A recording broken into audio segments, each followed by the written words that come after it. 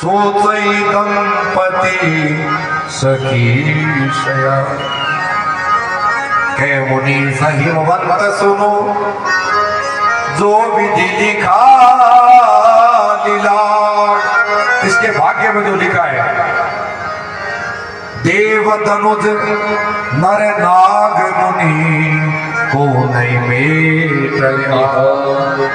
तो कोई उपाय, एक उपाय नारद जी ने कहा, बोले जो मैंने अवगुण बताए हैं वो कुछ कुछ भगवान शिव में मिलते हैं, इसलिए यदि ये तपस्या करे और इसको भगवान शंकर मिल जाए तो अवगुण गुण में बदल जाएंगे। क्यों?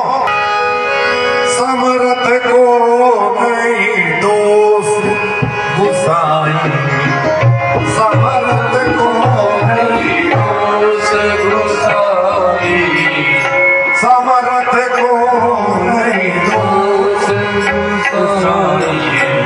रवि पावक सुरसरी की नाई, रवि पावक सुरसरी की नाई, समर्थ को नहीं दोष,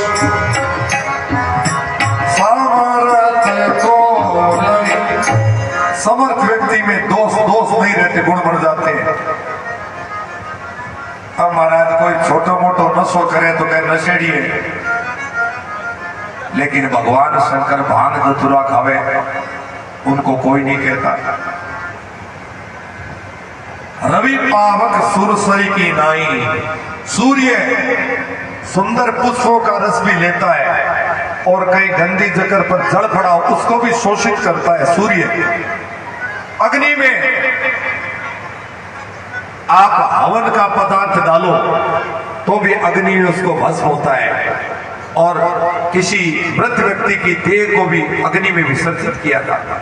रवि पावक सुरसरी, गंगा जी में हिमालय की धारा भी आती है और गंदे नालों की धारा भी आती है।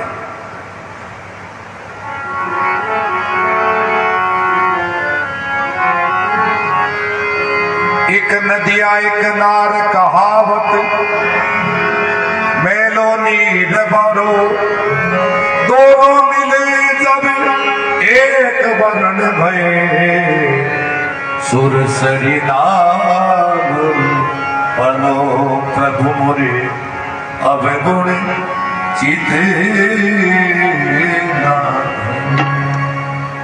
रवि पावक सुरसरी की नाई, भगवान शिव से यदि इसका विवाह हो जाए तो अवगुण सारे गुण में बदल जाएंगे।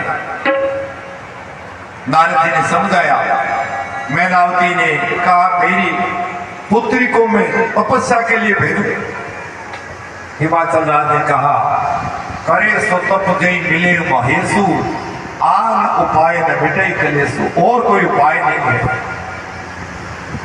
कोई साधु दिखे और साधु ने मुझे सपने में कहा जाओ बेटी तुम तपस्या करो, करे जाय तप शैल कुमारी, नारद कहा सो सत्य विचारी। सपने में साधु महाराज ने मुझे कहा कि नारद जी ने जो कुछ कहा है वो सत्य होगा, तुम तपस्या करो। सबने समझाया, पार्वती जी ने तपस्या करनी शुरू कर दी और महाराज तपस्या कोई साधारण नहीं करी। कुछ दिन तो भोजन किया, कुछ दिन केवल जल पिया, कुछ दिन केवल वायु का ही पान किया।